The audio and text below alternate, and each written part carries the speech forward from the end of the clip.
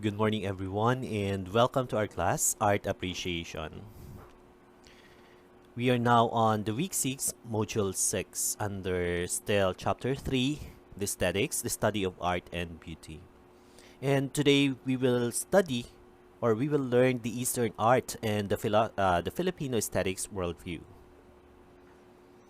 To begin, we have the learning outcome. We have to classify the Eastern view of beauty and the Filipino sense of art according to its time period. Of course, we have the references. Okay, here are the readings that you are going to read. Okay. And the video to watch, no? Introduction. Since Eastern aesthetics is traditionally concerned with the art of living, Eastern philosophers may prefer to use the term living aesthetics or aesthetics of living. Eastern philosophy is concerned more on the way of life. Okay, they are concerned more on the way of life. So that's why, as we study Eastern aesthetics, it is true that aesthetics is also a way of their living. Aesthetics is also part of their everyday life. Okay, so they acknowledge the presence of aesthetic throughout the human experiences.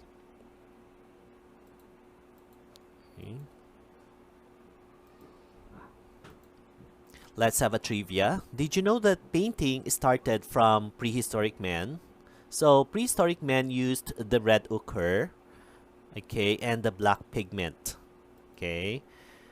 It often showed hunting scenes of men chasing various animals were drawn on the walls of caves, block of stones, etc.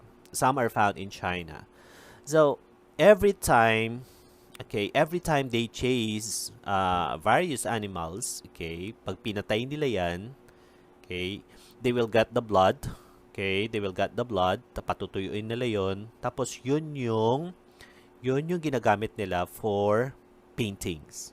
Yun yung mga materials na yan, for example, the red ochre and black pigment. So ito yung mga ginagamit nila para sa kanilang pagpinta. Okay? So just a trivia. So let's proceed to the different or the painting subjects of East Asian countries. Let's have Japan. What are the painting subjects of Japan?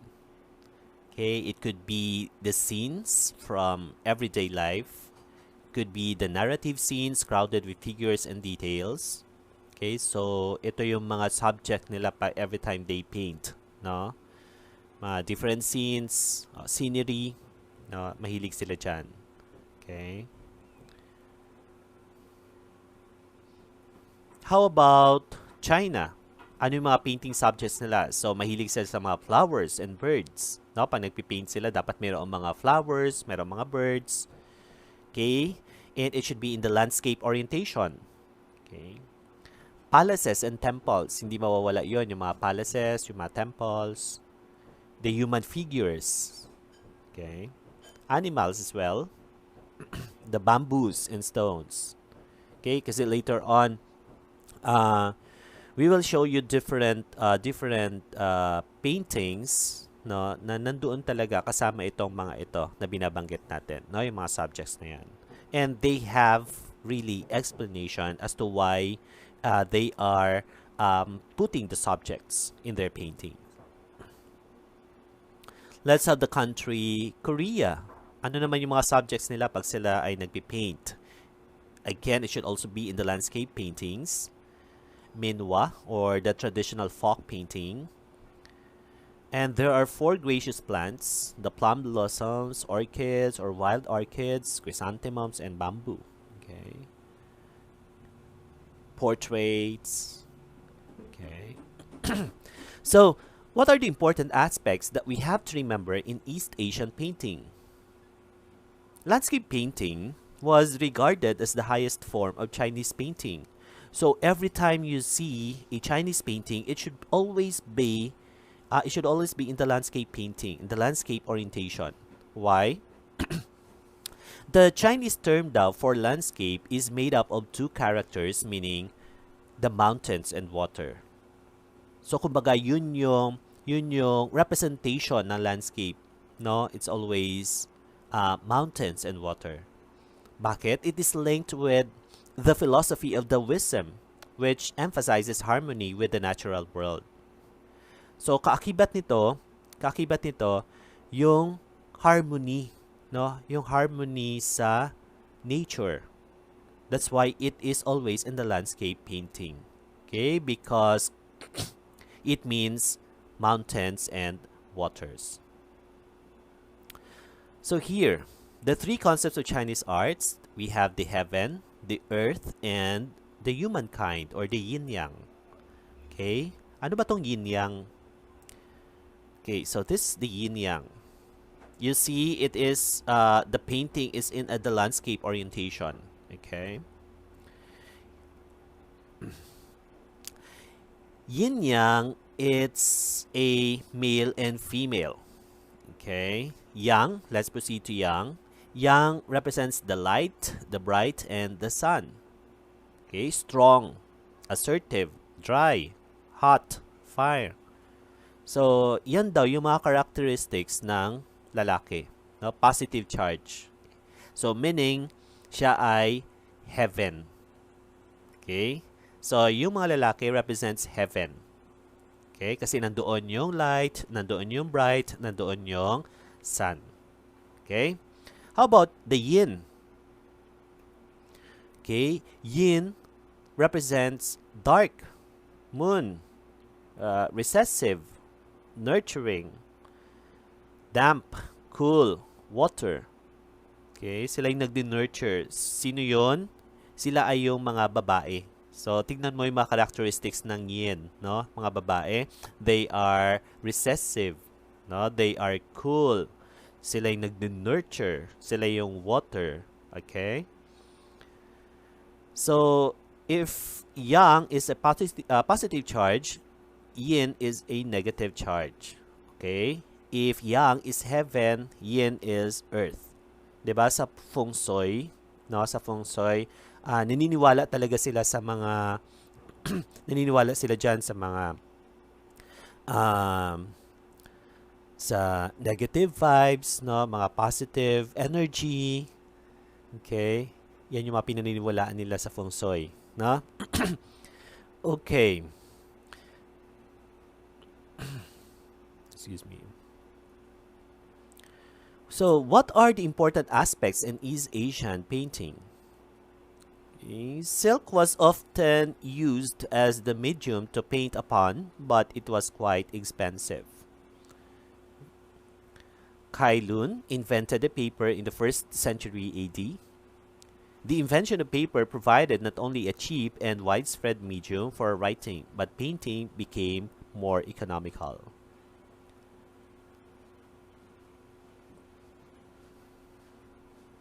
Okay. This is Towa in Korea. Okay. So this is the winter landscape by Shuto Sansu Seshu in Japan. Okay. All right. Naka-portray lang, no? Naka-portray lang 'yan. Kumbaga, the way we see it in the cell phone is in the portrait orientation. But it is when you look at the whole painting, okay, the whole painting, it is in the landscape. Okay, it is in the landscape orientation. Okay?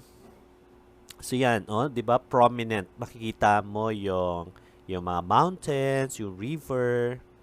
Okay, because they are landscape orientation. Again, it characterizes uh, mountains and water. Okay.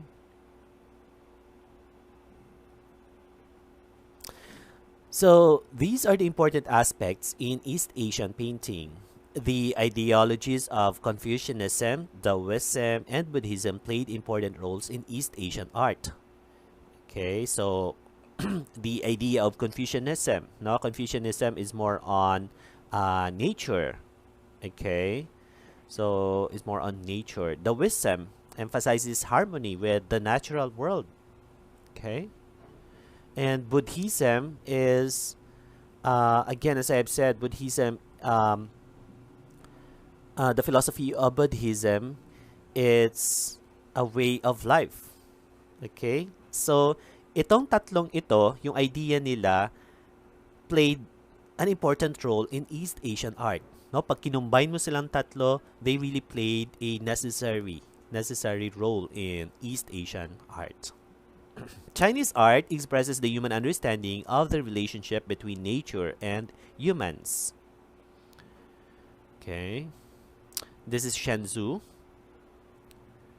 Okay, there it is the poet on the mountain.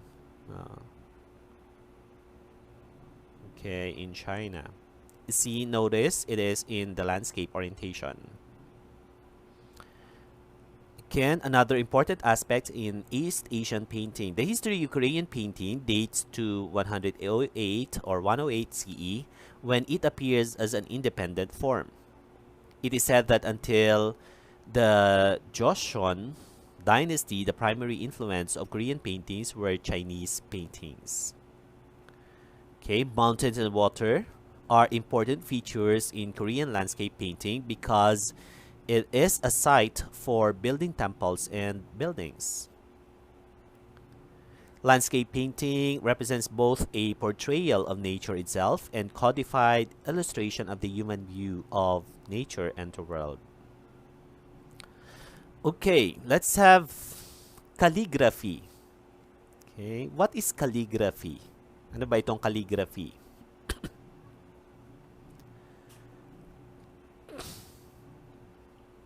Okay. To the Chinese, calligraphy is the art of beautiful handwriting. Okay, so this is the art of Chinese calligraphy. Okay, yung kanilang writing, no, handwriting. Traditional painting involves essentially the same techniques as calligraphy and is done with a brush dipped in black or colored ink. Oils are not used. Kasi pag oil ang ginamit, medyo magkakalat-kalat siya. So it should be a natural black or colored ink. Okay. In using calligraphy. In calligraphy, the popular materials which paintings are made of are paper and silk. Okay, so yun lang yung materials na pwedeng gamitin if you are using calligraphy. Okay, the paper lang tapos silk, no, silk paper. Okay. Poets write their calligraphy on their paintings. Yan, no?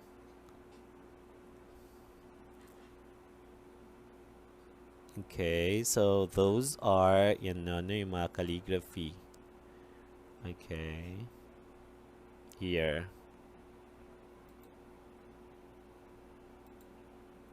Paintings can be mounted on scrolls, such as hanging or hand scrolls, album sheets, walls, lacquerware, folding screens, and other media. So, doon yung makikita usually yung mga calligraphy, no, na sinusulat ng mga poets. Okay, so these are the examples yan, no? Yung mga hand scrolls, album sheets, lacquerware. Okay.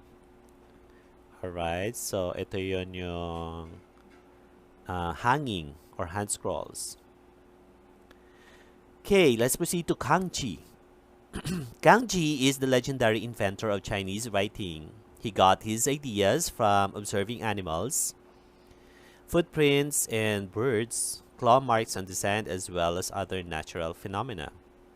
Okay, so different naman siya from calligraphy.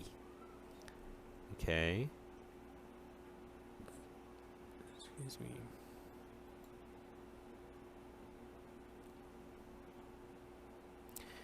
Okay, let's have architecture. Okay. Why do temples and buildings in China, Japan, and Korea have sweeping roofs? Okay, so hindi lang yan nilagay dyan, hindi lang yan dinesign na merong sweeping roofs. No?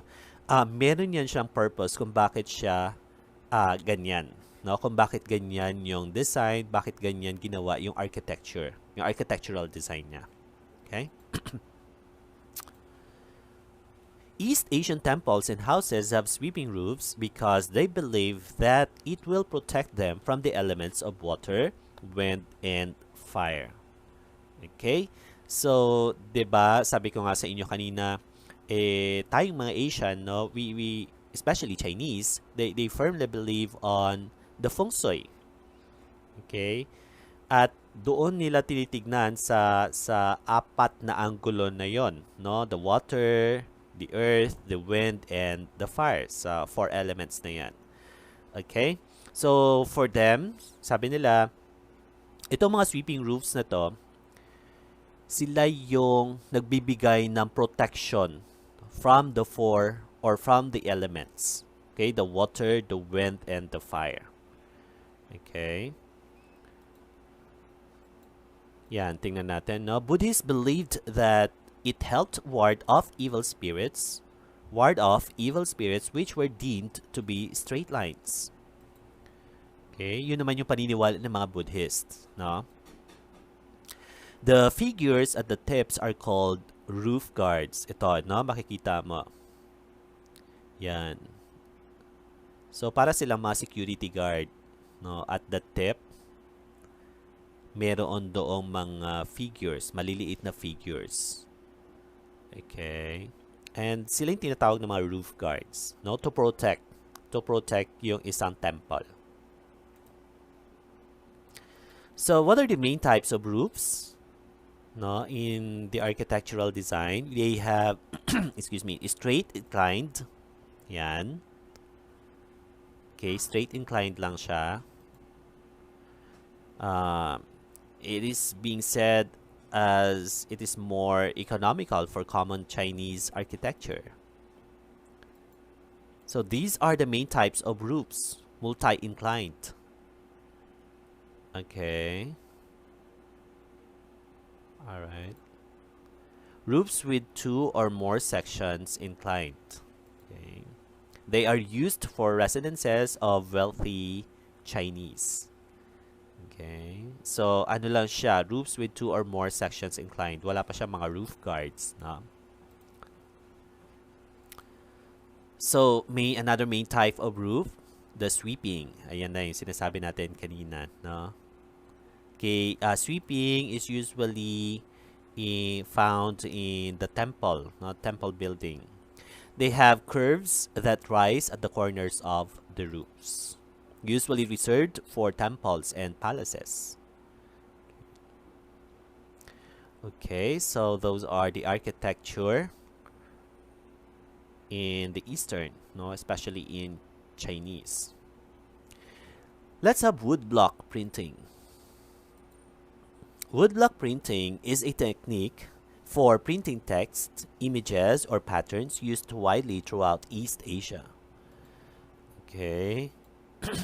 It originated in China as a method of printing on textiles, but eventually became a method for printing on paper.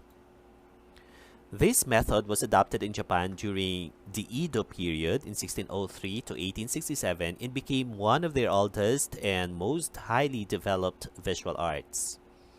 Okay, tignan natin yung woodblock printing.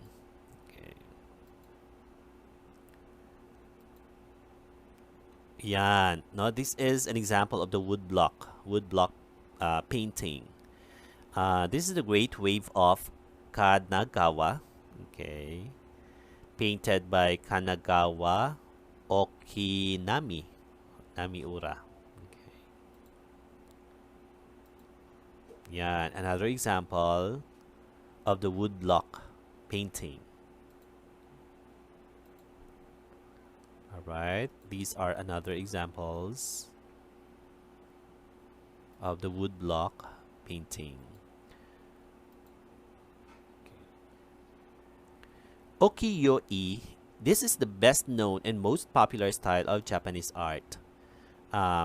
Japanese for pictures of the floating world. Okay, ukiyo-e is a picture of the floating world. Okay. It is related to the style of woodblock painting or woodblock print, making that shows scenes of harmony and carefree everyday living. Okay. Let's have theatrical performances. Okay, tayong mga Eastern, mahilig din tayo pagdating sa mga theatrical, no? Theatrical performances. Okay. Paintings in East Asia do not only appear or do not only apply on paper, silk, and wood. Okay. They also have face painting, or we also have face painting. Face painting uses their faces as the canvas for painting. Okay. Ang tawag sa Japan, it is kabuki. Okay, kabuki. In China, it is the Peking opera. For Korea, it is the mask painting. Okay, ginagamit nila yon para sa mga performances nila sa teatro. Okay, let's take a look at the Peking opera, no, the face painting. Okay, this is the Peking opera by Jingju Lianpu. Okay, it is done with different colors in accordance with the performing character's personality and historical assessment. Okay, so ito yun, no, yung Peking opera. Sabi dyan, it is used in accordance with the performing character's personality. So kung ano yung character mo, no? Character mo sa isang scenario, dapat yun din yung ipapakita mong costume. Okay. This is the Peking opera of Jingju Lianpu. It is a traditional special way of makeup in Chinese operas in pursuit of the expected effect of performance. Hold on. Originally, Lianpu is called the false mask. Okay. So what are the meaning of colors for face painting? Okay. Guanchu. The color red indicates devotion, courage, bravery, uprightness, and loyalty. Okay, we have Wang Pang. Yan. Yellow signifies fierceness. Okay, fierceness, ambition, and cool-headedness. We have the Zhu Wen. Okay, it is a green face tells the audience that the character is not only impulsive and violent, but he also lacks self-restraint. This is the Zhu Wen. Zhang Fai. Zhang Fai, the color is black. Black symbolizes roughness and fierceness. The black face indicates either a rough and bold character or an impartial and selfless personality. Zhang Fai. Lian Pu. The color is purple because it stands for uprightness and cool-headedness, while a reddish purple face indicates a just and noble character. Another color is Cao, the white. White suggests treachery, suspiciousness, and craftiness. It is common to see the white face of the powerful villain on stage. We have Jiang Gan. Okay, the color is actually the clown. Actually, Jiang Gan is the clown or Chu or Chow in Chinese opera, and it has a special makeup patterns called Shao Haolian, or the petty painted face. Okay. Sometimes a small patch of the chalk is painted around the nose to show a mean and secretive character. At times, the Xiaohalian is also painted on a young page or jesting to enliven up to enliven up their performance. Okay. Gold and silver colors are usually hold on, let me check. Are usually used for gods and spirits. So take note that gold and silver, they are usually used for gods and spirits. Okay. Let's have kabuki makeup of Japan, or the kisho. Okay. It is already in itself an interpretation of actor's own role through the medium of the facial features. Okay, take a look at the kabuki makeup. Okay, the kesho. So what are the types of kabuki makeup? We have the standard makeup applied to most actors. Kumaduri makeup, it is applied to villains and heroes. Okay. Yan. It is composed of very dramatic lines and shapes using colors that represent certain qualities. Okay. The dark red symbolizes passion or anger. Dark blue, it symbolizes depression or sadness. The pink, it symbolizes youth. The black symbolizes fear. The light green, it symbolizes calm. And the purple symbolizes nobility. So those are the colors in kabuki. Okay, let's proceed to Korean masks. Korean masks called tal, okay, or tal, originated with religious meaning, just like the masks of other countries which also have religious or artistic origins. Okay, yan yung picture ng Korean mask. Korea has a rich history of masks. They use it in the funeral services to help banish evil spirits in theater plays dating back to the prehistoric age. So technically, the Korean mask, they use it in a funeral services. Para daw mawala, no? To help banish the evil spirits. Okay. Masks were also used for shamanistic rites. Okay, by the 12th century, the masks became part of elaborate dances and dramas. Ginamit na rin siya later on sa mga theatrical performances. No? The roles of colors in Korean masks. Black, red, and white. Okay. What does it symbolize? It symbolizes bright and vibrant colors that help establish the age and race of the figure. The half red and half white mask. It symbolizes the idea that the wearer has two fathers, Mr. Red and Mr. White. The dark-faced mask. Okay. It indicates that the character was born of an adulterous mother.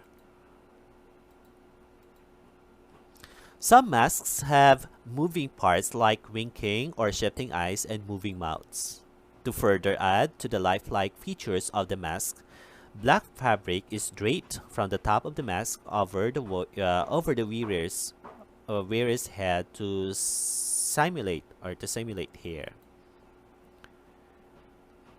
Okay, let's proceed to the paper arts and knot tying.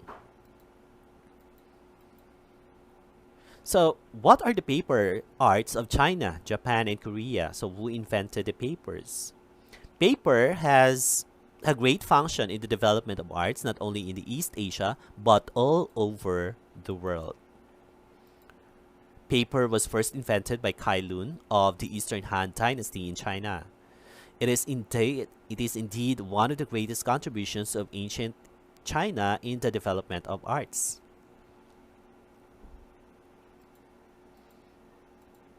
Okay.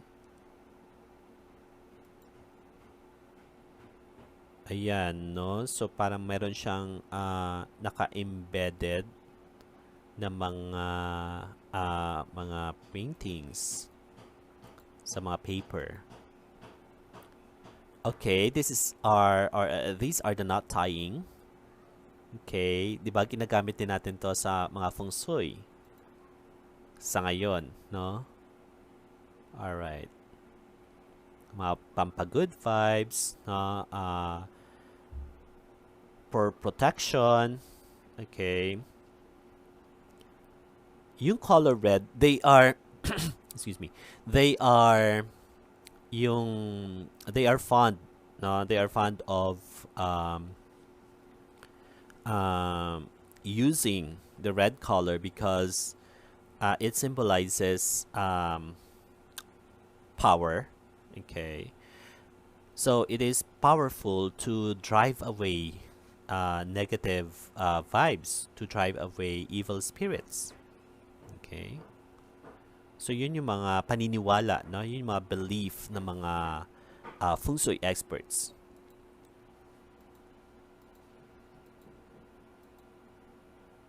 Okay.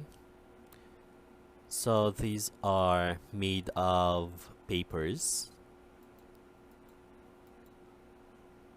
Okay. Take a look. And this is art. Okay. You see? Let's have the paper arts of China. Okay. The earliest document showing paper folding is a picture of small paper boat in an edition of Tractatus de Spera Mundi from 1940 or from 1490 rather by Johannes de Sacrobosco. Okay, we have the burning of yanbao. In China, traditional funerals include burning yanbao, which is a folded paper that look like gold nuggets or ingots. Okay, called saisi. Okay, this is the burning of yanbao. Okay, it is also used for other ceremonial practices and is commonly done at their ancestors' graves during the ghost festival. Okay, so this is common for the feng shui. No, this is common for the feng shui. They have ghost festival. I think every October, something like that. Mayroon yan silang month, no, na talagang ghost festival. Umaabot ng 1 linggo. Saisi.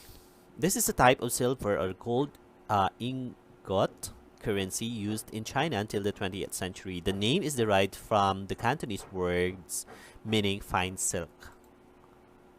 Okay. The paper folding saisi. Okay, the gold paper is folded to look like a saisi. Okay, so yun yung kanina, no? Ayan siya. Okay. So today, the imitation gold saisis are used as a symbol of prosperity by Chinese and are frequently displayed during Chinese New Year. Okay, 'di ba kanina ang pinakita lang natin doon yung paper kung paano siya gagawin. Okay. Pero ngayon, inimitate na siya, no, to be a gold saisis because it is used as a symbol of prosperity, no, ng mga Chinese. Tapos din display siya during Chinese New Year. Okay. Pampaswerte, no? Let's have origami. Okay, what is origami? It came from ori, meaning folding, and kami, meaning paper. Okay, this is the traditional Japanese art of paper folding. Okay, we are now in Japanese, no? Japanese art. Okay, Japanese art of paper. It started in the 17th century AD and was popularized internationally in the mid-1900s. The goal of origami is to transform a flat sheet of paper into a finished sculpture through folding and sculpting techniques without cutting as much as possible. We have the paper crane. Paper crane is the best known Japanese origami. Okay. Yeah, I don't know during your high school, no, because during my high school I was able to experience origami. Okay. Here. It is actually used for decorations, no? Decorations siya, no? So, ibig sabihin, may purpose talaga yung origami. Okay, so the purpose is for decorations for any occasions, no? Like wedding, birthdays. Okay. Yan. Alright, and you see there are different colors and it is an art. Okay. You see? Yan. And until now, it's still being done. Still being used. Okay. Diba? Even mga recycled, especially if it is recycled, mga paper, then we do it like this. We have the paper cutting. Okay. Usually, it is symmetrical in design. When unfolded, it adapts the 12 animals of the Chinese zodiac as themes and motifs. Mostly chooses the red color. Okay. The process of paper cutting is aided by a pair of scissors or knife and other sharp, flat cutters. Okay. Ito yan siya, no? The paper cutting. Usually, makikita mo ito mga design na ito being put in the design para sa paper bag. Okay. I have seen this one, no, nilalagay nila sa Malaysia, no. Nakita ko doon one time. Okay. So, Chinese Buddhists believe that hanging window flowers or decorative paper cuttings attract good luck and drive away evil spirits. Yes, I do have this kind, or I do have this one in my room, no, sa aking bedroom. Okay, or minsan doon sa aming main entrance, no, we put it there. Okay, again, the decorative paper cuttings, it attract good luck and drive away evil spirits. And again, the color, take note of the color, it is red. Janzi. Okay. Janzi. Janji. This is the first type of paper cutting design since paper was invented by the Chinese. The cutouts are also used to decorate doors and windows. They are sometimes referred to as shuanghua, meaning window flower. Okay, let's have kite making. Okay, kite making, ito yung saranggola sa atin, no? A kite is an assembled or joined aircraft that was traditionally made of silk or paper with a bowline and a resilient bamboo. Today, kites can be made out of plastic. Kites are flown for recreational purposes, display of one's artistic skills. So, pwede mong lagyan ng art, no? Hindi lang yung basta ano ka dyan na mga plastic, tapos merong mga bamboo, no? Kasi sa atin ganun na, no? But you can use, you can put a decorative art. Okay, Chinese kites originated in Weifang, Shandong. According to Joseph Needham, kite is one of the important contributions of Chinese in science and technology. Yeah, so these are the different categories of Chinese kites. We have the centipede kites. You see. Hard-winged kites. Yan. So see, ito yung sinasabi ko sa inyo na you can put a decorative art. Okay. Soft-winged kites. Yan. Very nice. Flat kites. Okay. All right. We proceed to the knot tying.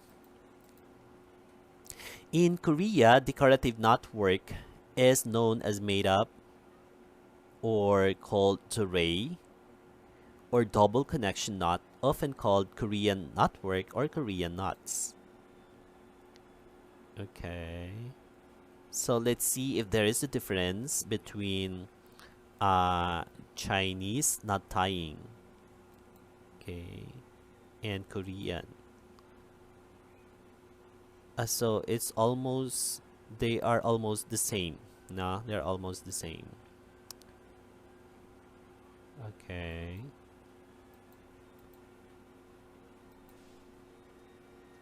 So in Japan, the knot tying is called hanamusubi.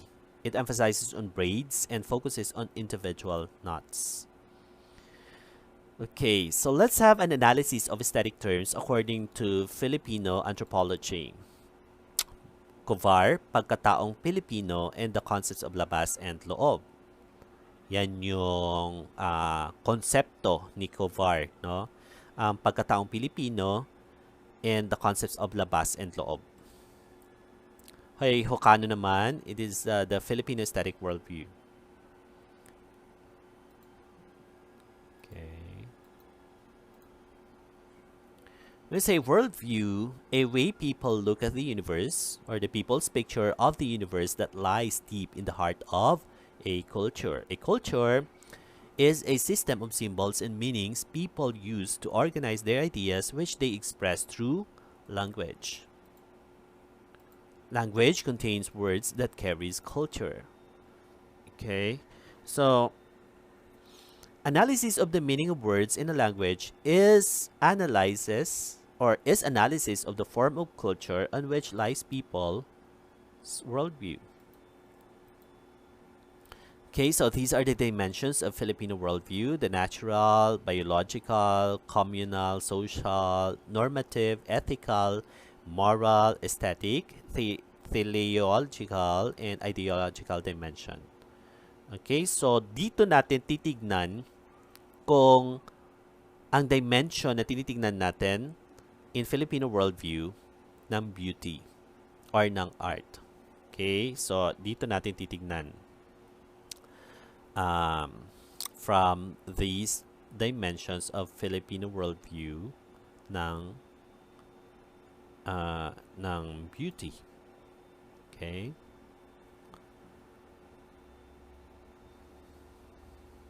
Okay, how do we define ganda or beauty? Ganda is about the totality of the person. Yung kanyang pagkataong panlabas, which is the physical appearance, at syempre yung kanyang pagkataong panloob or the social behavior. Ganda and beauty are interchangeable terms so that whatever is maganda is also mabuti. Nakuha natin, whatever daw is maganda is also mabuti. Maganda is equivalent to mabuti. Aesthetic taste involves moral judgment. Again, aesthetic taste involves moral judgment. Okay? That's why ganda, or kung meron kang kagandahan, dapat equal yon sa iyong kabutihan. Okay? Pag maganda ka, dapat ikaw ay mabuti.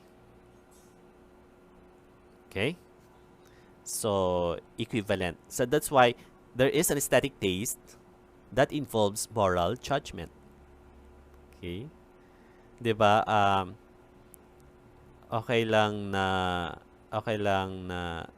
diba minsan sinasabi natin, okay lang na hindi ka maganda pero dapat maputi ang loob mo. It's still, there is an involvement of moral judgment. Okay? Sabi natin kanina, this is how you look at beauty. Diba? This is how you look at the beauty, the absolute and relative. Diba? On our previous discussion.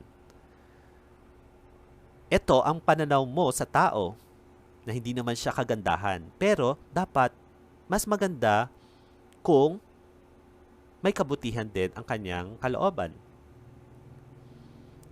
So, ano yung pipili? Siyempre, dapat maganda ka na nga, pero dapat maganda rin or mabuti yung iyong kalooban. Maganda rin yung iyong kalooban. Okay? So, yun, no? Kanina yung sinasabi natin.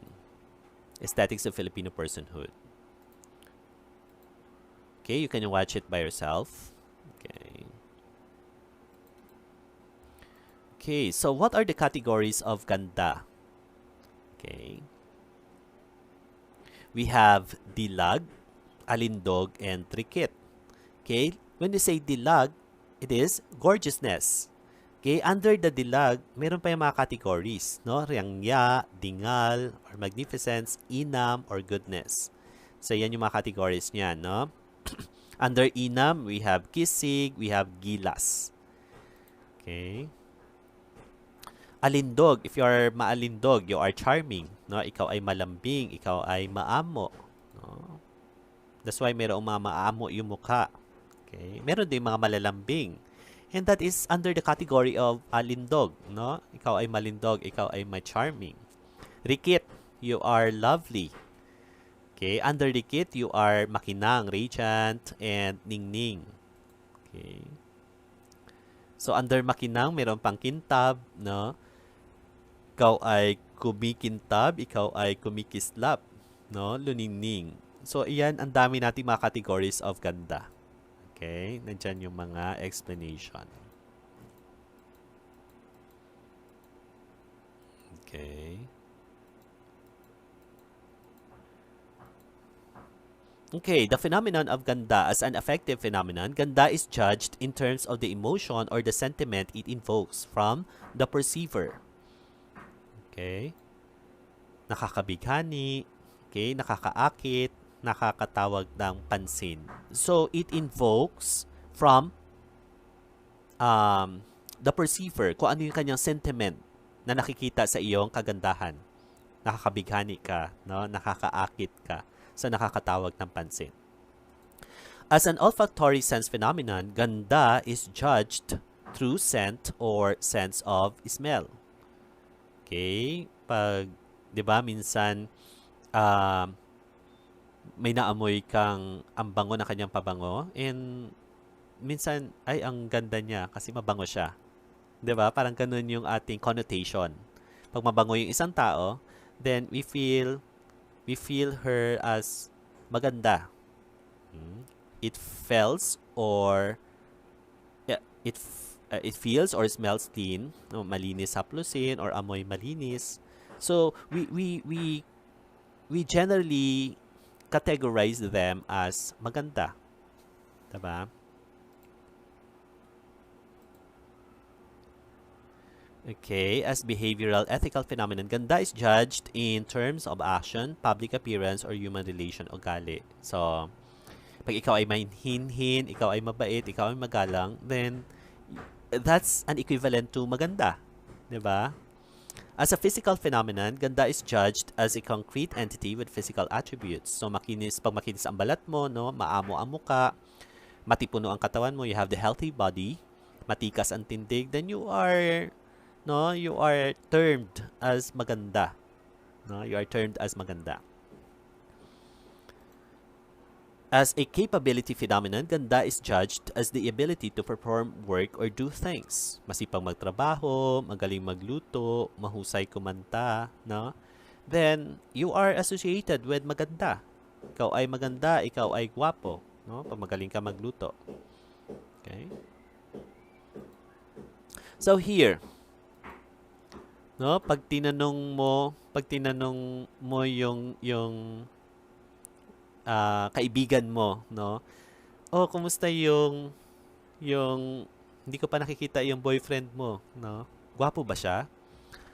Oo, masipag magtrabaho, no? Pero ganito pala yung itsura niya. Okay? Oo, mahusay siya mag-paint, ang galing-galing niya. We cannot directly tell the person that your boyfriend looks like this. Tama? Or your girlfriend would look like this. Diba? Uy, hindi ko pa nakikita yung girlfriend mo. Patingin nga. Ano lang siya? Okay naman siya. Marangya. Okay? So, ibig sabihin, she is referring to this kind of face. Okay? Ay, marikit siya. Okay? Ay, maalindog. Okay? So, because that is how we define ganda. Okay? So here, no, Fernando Morsolo said the women or the women I paint should have a rounded face. Ganito niya raw is inilalarawan ang kagandahan ng isang Pilipina. Okay, it should have a rounded face. The eyes should be exceptionally lively, not the dreamy or the sleepy type. Okay, tignan mo, medyo buhay, no? Buhay ang kanyang mga mata.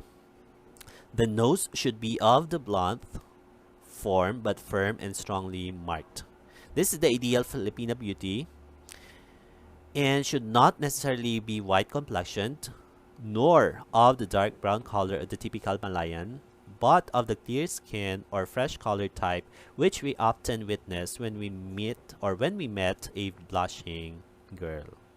Okay, so this is how he described a dalagang Pilipina, the ideal Filipina beauty.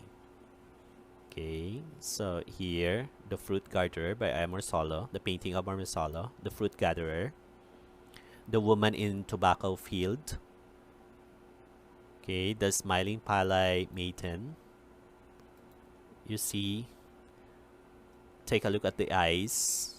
Okay, so the girl taking a bath, the girl on a bath. Okay, the dalagang Pilipina. Okay, sabi dito ni Hocano, no, the Filipino worldview, all societies have aesthetic standards for appreciating things. This appreciation is essentially a collective formation deeply embedded in symbols and meanings of society. So sabi niya, ganda may be viewed not only as an emotion experienced in the encounter of what is pleasurable, but also as a particular cast of mind out in the world of objects. Okay. So, try to reflect. Okay, try to reflect on the words of Hocano on the Filipino worldview. Okay. Now, for your activity, you will have an individual activity. Okay, you can use any of the following medium in the painting. You have the black or the brown coffee. Okay, so you can use the black or the brown coffee, instant coffee. You can use also the charcoal, the gumamela flower extract, azuete, or any colorful leaves or vegetables and fruits, different colors, or flower pot. Okay, now you have to make a Horvaki painting that shows the Filipino concept of space and beauty. Okay, you review the module 9 because it is there. Yung mga paintings, no, yung example ng paintings ng Horvaki. So, using the following mediums, okay, you have to choose, okay, you have to choose from this medium, and you make a Horvaki painting that shows the Filipino concept of space and beauty. Okay, so try to review the Horvaki. Number 2, make a minimalist painting that shows the Japanese concept. Okay, we have examples of minimalist paintings in your module 9 also. Okay, so write your selected verse or message in calligraphic style, then affix your nickname at the right corner below your artwork with the use of Chinese brush or watercolor, or Chinese brush and watercolor. Okay, so that this is your number 3 individual activity. Any selected verse or message, and then you have to use, or you have to write it in calligraphic style. Then you have to affix your nickname at the right corner below your artwork with the Chinese brush and watercolor. For example, yan. Okay, so here you have to affix your name. For example, this is we can do no great things, or we can do no great things, only small things with great love, by Mother Teresa. Okay. All right. Okay, so please be guided by the rubrics for your activity 3. Okay, and then please be ready with your chapter test. Okay, so that ends my presentation for today. Okay.